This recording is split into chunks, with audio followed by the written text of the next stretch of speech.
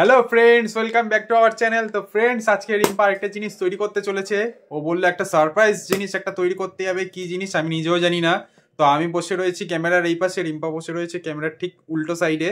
তো চলো তোমরাও দেখে নাও রিম্পা এখন কি করছে। এই দেখো, রিম্পা এখন কাটছে অ্যালমন্ডস বাদাম, আর এইখানে রয়েছে ক্যাশিও। ঠিক আছে, এই যে দেখো রিম্পাকে। আসলে 25 তো বাবা কেক নিয়ে এসেছিল, এগলেস ফ্রুট কেক, তো ওটা খেয়েছি।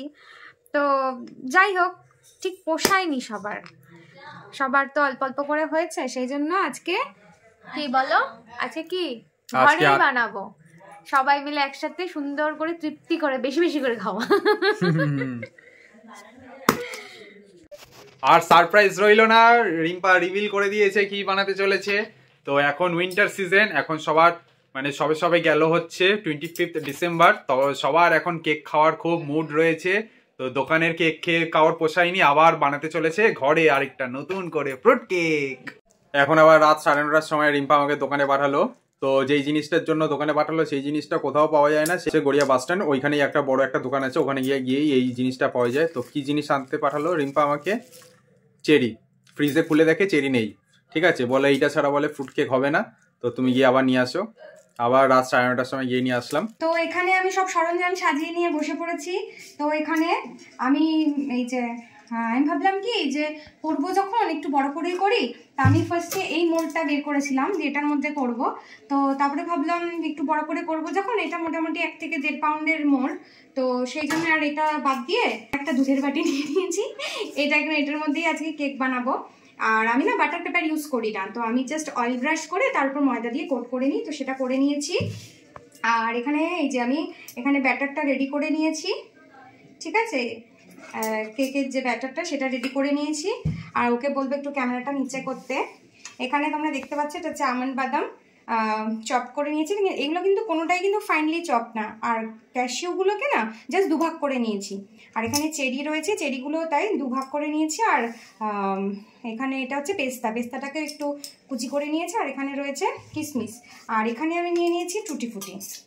ঠিক আছে, তো আজকে আমি এটা করছি হচ্ছে, আমি বাটার দিচ্ছি না, হ্যাঁ, তো তোমরা চাইলে বাটার দিতে পারো। আর এইটা আমার এটার হ্যান্ডেলটা ভেঙে গেছে, তার জন্য কিছু মনে করো না। তো যাই হোক, এবার ফার্স্টে আমি এটাকে আরেকবার একটু গুলিয়ে নিচ্ছি, গুলিয়ে নিয়ে এটাকে ছেড়ে দেবো। তো এটা তো একটুখানি গুলিয়ে নিলাম।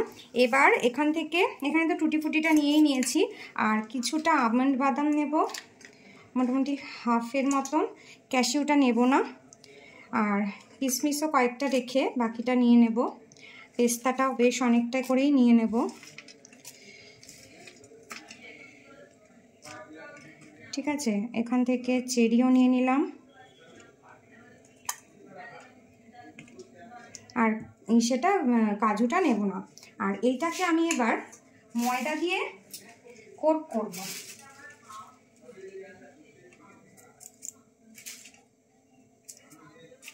এই যে দেখো, ময়দা দিয়ে এটাকে আমি কোট করছি।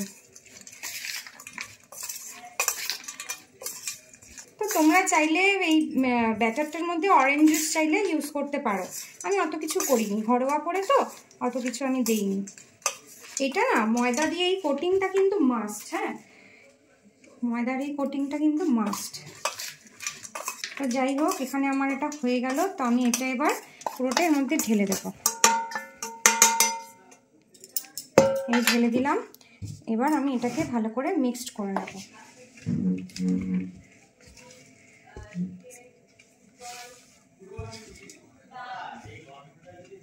এই যে এটাকে দেখো, এই ব্যাটারটা না খুব বেশি পাতলাও হবে না, আবার খুব স্টিকিও হবে না। ঠিক আছে, তোমরা এর কনসিস্টেন্সিটা দেখো, ঠিক এরকম হবে বিষয়টা। কারণ যেগুলো ক্রিম কেক হয় ওগুলো মোটামুটি একটু যদি সফট হয় তা বেশ ভালো লাগে, ওর মধ্যে তো আবার সুগার সিরাপও পড়ে। কিন্তু এটা না বেশি সফট হলে পরে আবার কাটতে গিয়ে ভেঙে গেলে তখন মানে ভালো লাগে না। তো মোটামুটি এটার ব্যাটারটা একটু গাঢ় হবে, আবার এতটাও গাঢ় করো না যাতে সেটা আবার বিস্কুট হয়ে যায়। তো যাই হোক, এখানে আমার এটা রেডি হয়ে গেল। তো এটা এখানে থাক। এবার বাকি এখানে এবার যা এখানে রয়েছে এটাকে ঠিক আগের ওইটার মতন আমি এক জায়গায় করে নেব। সবটা একবারে আমি ঢেলে নিলাম। এবার এটাকেও আমি আবার একই রকমভাবে ময়দা দিয়ে কোট করব।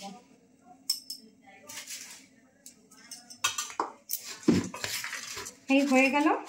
এটা কিন্তু এখন আমাদের লাগবে না, এটা লাগবে পরে, যখন এটা হাফ বেকড হয়ে আসবে তখন এটা লাগবে। এটার প্রসেসটা, বাকি প্রসেসটা আমি পরে দেখাচ্ছি। এটা আমি রেখে দিলাম। এবার এখানে এই যে সবটা আমি একবারে মিক্সড করে রেখেছি, এটা আমি ঢেলে দেবো।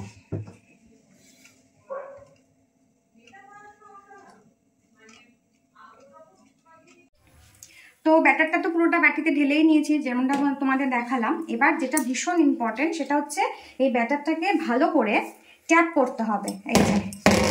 এই যে এরকম ভাবে ভালো করে ট্যাপ করতে হবে, যাতে ভেতরে কোনো লাম্পস না থাকে, আর যা থাকে সেটা যেন মানে বেরিয়ে যায়। আচ্ছা, আমি যে করছি দেখুন ছোট ছোট ছোট ছোট করে, এই যে ছোট্ট ছোট্ট এক একটা করে এই যে বুদবুদির মতন উঠছে, গিয়ে ওটা এবার ফেটে যাবে, ভেতরে কোনো হাওয়া থাকবে না। তো এটা মোটামুটি হয়ে গেল।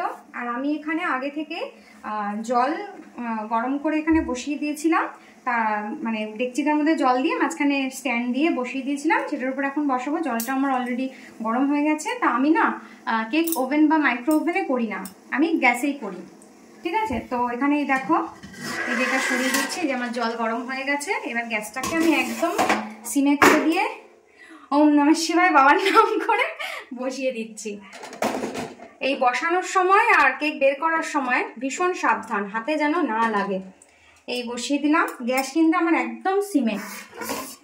এবার এইটাকে ভালো করে পেছনে যেটুকু বাষ্প ছিল জলের ভালো করে মুছে এবার আবার এর মধ্যে ঢেকে দেব। ঢেকে এখন মোটামুটি 30 মিনিটসের জন্য এটাকে ছেড়ে দেবো। তারপরে তোমাদের সাথে আবার দেখা করছি 30 মিনিটস পরে। তো তোমাদেরকে যেমনটা বললাম 30 মিনিটস পরে আসছি। তারপরে আমার মনে পড়লো, আরে ততক্ষণে আমি যে ফ্রুটস, ড্রাই ফ্রুটসগুলো আর টুটি ফুটিটা যে প্রসেসটা তোমাদের দেখাবো বললাম, সেটা ততক্ষণে দেখিয়ে দিই। তো এটা তো ময়দা দিয়ে আমি কোট করে রেখেছিলাম। এবার এটাকে কিচ্ছু না, জাস্ট একটা ছাঁকনির মধ্যে নিয়ে এটাকে সুন্দর করে ছেঁকে নেব, যাতে মানে এক্সট্রা যে ময়দাটা আছে ওটা মানে পড়ে যায়। এই যে এটাকে এভাবে আমি ছেঁকে নেব। এই যে হয়ে গেছে। তো এবার এটাকে ঢেলে নিলাম, ঠিক আছে, রেডি হয়ে গেল। তো এটার প্রসেসটা, কেকটা ততক্ষণ বেক হতে থাক, তো তার মিডিলে এটার প্রসেসটা তোমাদেরকে তারপর শেয়ার করছি। তো 15 মিনিটস পর আবার চলে এসেছি। এইটা এবার হাফ বেকড হয়েছে। এবার কতটা কি হয়েছে সেটা তোমাদেরকে দেখাচ্ছি, কারণ এই টুটি ফুটি ড্রাই ফ্রুটস এগুলো সব দিতে হবে। চলো এটা একটু খুলি দেখি। গ্যাসটা কিন্তু আমার সিমেই রয়েছে, সাবধানে। এই যে দেখো, ঠিক আছে, এরকমই থাকবে এটা। এবার আমি এই যে উপরটা একদম নরম রয়েছে, জাস্ট এটার উপর দিয়ে সুন্দর করে এগুলো আমি সাজিয়ে দেবো।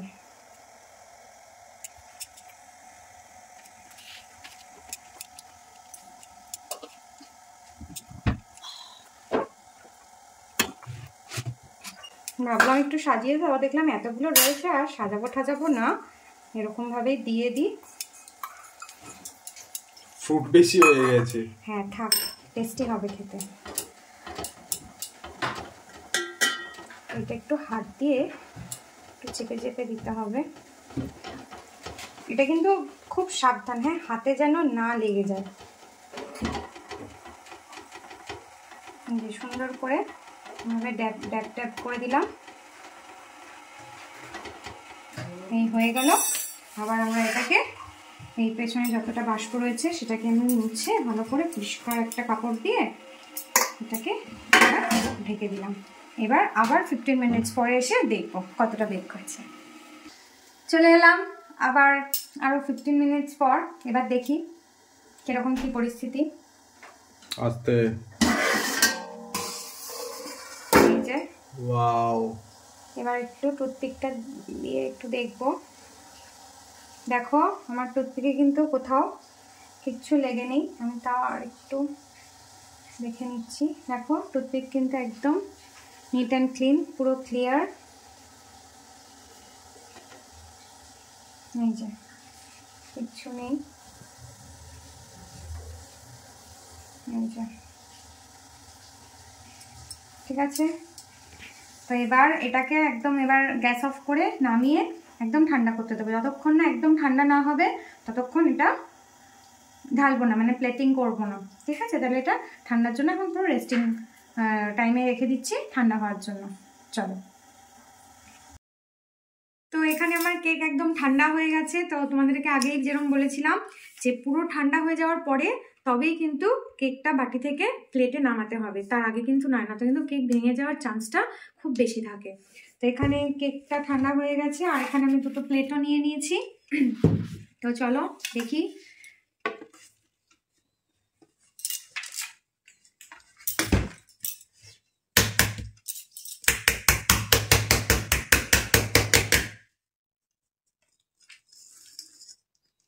ওয়াও, এবার এর উপরে আরেকটা প্লেট দিয়ে এটাকে এভাবে উল্টে নিতে হবে। তো এক্সট্রা যে ড্রাই ফ্রুটসগুলো এসে হয়নি, ওয়াও, সেগুলো দারুণ হয়েছে দেখতে। এবার সাইড থেকে এই ময়দারি যে এক্সট্রা কোটগুলো যেগুলো বেরিয়ে রয়েছে ওগুলো আমি হাত দিয়ে দিয়ে সরিয়ে দেব, ঠিক আছে। ভালো হয়েছে? দারুণ হয়েছে, দারুণ হয়েছে। তো তোমরা কমেন্ট করে জানিও কেমন হয়েছে। তো এখন রাত্রি বাজে একটা বাজে। তো বাবা মা সবাই ডিনার করে ঘুমিয়ে পড়েছে। তো আজকে এখন এটা কাটিং করছি না, সকালবেলায় এটা সবাই মিলে একসঙ্গে এটা কাটিং করব। যেটা আগের দিন 25th পেন্ডিং মানে পেন্ডিং ছিল সবাই একসঙ্গে বসে কেক কাটিং করা, সেটা কালকে সকালে হবে। সেটাও তোমাদের সাথে শেয়ার করব। তো সঙ্গে থেকো। তো দেখা হচ্ছে আরেকটা নতুন সকালে। 2000 years later. গুড মর্নিং সবাইকে। আজকে যেরকমটা তোমাদেরকে বলেছিলাম, আজকে সকালবেলা আমরা সবাই একসঙ্গে হয়ে কেক কাটিং করব। তো চলে এসেছি সেই মুহূর্তে। এখানে মা বসে রয়েছে, এখানে বাবা, এখানে আমি, আর ওখানে ও। তোমাকে একটু দেখিয়ে নাও। আর এখানে হচ্ছে বাবাই।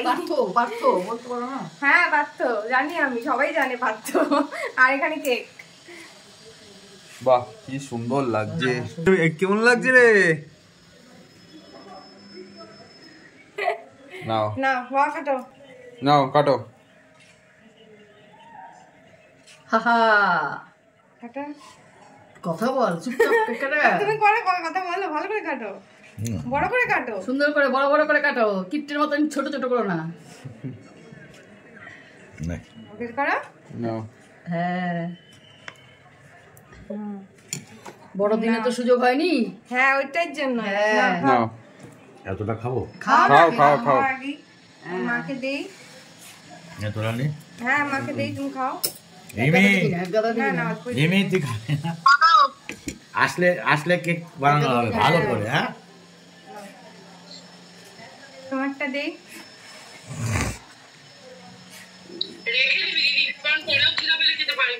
হ্যাঁ তো আমি তো বড় করে বানিয়েছি। রেখে দে, ওর জন্য থাকবে। এই কেমন হয়েছে? জোরে কথা বলো, বাইরে হয়ে যায়। খুব ভালো হয়েছে। নিমি আসলে আবার এরকম বানানো হবে, আবার সবাই মিলে। দিদির জন্য রেখে দেওয়া হবে। শীতকালের স্পেশাল ফ্রুট কেক, হোমমেড তাও আবার। একদম হোমমেড বাই রিম্পা। এই কেমন হয়েছে? খুব ভালো। খাও এবার, তুমি খেয়ে বলো কেমন হয়েছে। খাচ্ছি খাচ্ছি। না, এটা সরিয়ে দে। নুনটা বেশি দিয়েছিস। ভালো যাও। ভালো হয়েছে। দেখো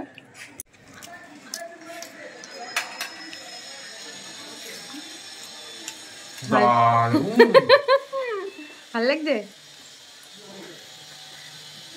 এই উইন্টার সিজনে তোমরা এরকম ঘরে কেক বানিও, কেমন লাগছে সেটাও জানিও কমেন্ট বক্সে। তো আজকের এই ভিডিওটা কেক খেতে খেতে এইভাবেই শেষ করছি। যদি কিছু ভালো লেগে থাকে তাহলে please do like comment share and subscribe করে পাশে থেকো। চলো টাটা, বাই বাই।